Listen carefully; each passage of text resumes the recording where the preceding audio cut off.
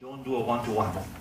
It is very dangerous because a one-to-one is where that witness will turn around and tell somebody, this lawyer tried to tell me to change my story. So never do a one-to-one. If you can, have somebody present. If you can, take the interview. If you make sure you take notes. That happens. You can't avoid it. It happened to us. We gave a notice at DPP. DPP can't refuse it. The witnesses are all brought to us. Sit down, talk to the witnesses. Say, I don't want to talk to you. No, my lawyer, you're the other side lawyer, I don't talk to you. Okay, fine, thank you very much. You make a note, you go back. But you may strike gold. You may actually get somebody who's prepared to talk to you and tell you the whole story, and it may make a big difference to you. But therefore, you interview all known and available witnesses. Talking to a judge in court, asking a question in court about that particular location, that situation, a dark night, a turning in the road, mud on the side of the road, tire tracks, etc. Asking questions is not easy. Trying to explain it, describe it in words is not easy. But a photograph tells a story. Is visually appealing. Is visually easy to present. So if you can, it's possible, take photographs. They help you. You must know, before you even get into court, what your opponent's case is. Now it's very easy to understand your opponent's case. If, for example, in a criminal trial, you look at the charge sheet. You look at the charge. The charge will contain the basic ingredients the prosecution is going to prove.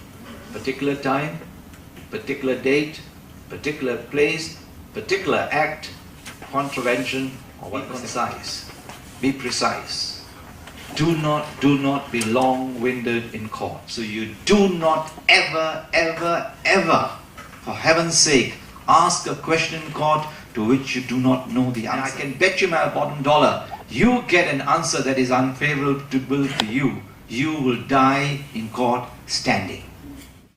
Look, mitigation is as essential a part in a criminal trial as is re-examination, cross-examination, and examination in chief, as opposed to any part submissions as well.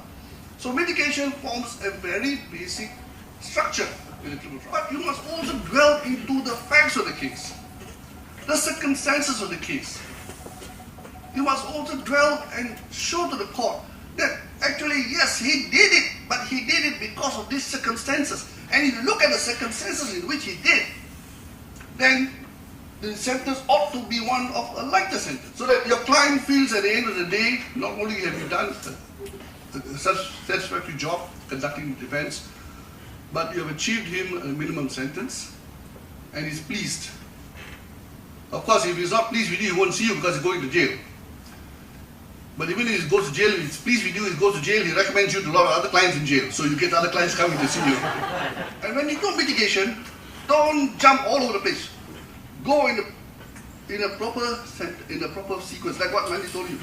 You start your introduction, you develop it, and you end it, and try to end it with a bang.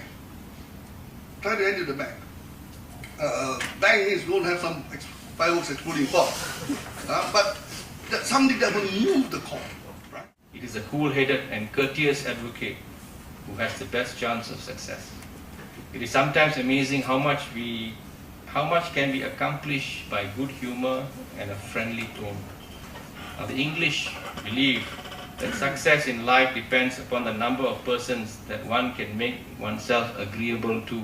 Now, it is essential that advocates have the rules of evidence and procedure at the fingertips. I have found it odd and even disconcerting that most lawyers do not do so, as such knowledge puts you at a huge advantage. You should not say you, or okay, or sorry. The judge is not your best friend, right? And you're not at a coffee shop. You are in the courtroom.